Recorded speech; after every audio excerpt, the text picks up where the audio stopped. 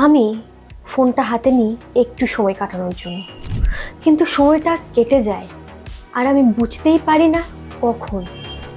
5 মিনিটের জন্য ইনস্টাগ্রাম খুলেছিলাম, হঠাৎ দেখি 1 ঘন্টা শেষ। কিন্তু সত্যিটা কেউ বলে না।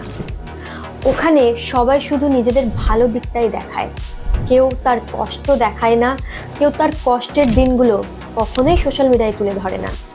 সোশ্যাল মিডিয়া আমাদের কানেক্ট করে না, এটা আমাদের তুলনা করতে শেখায়। আর তুলনা মানেই নিজেকে কম মনে করা।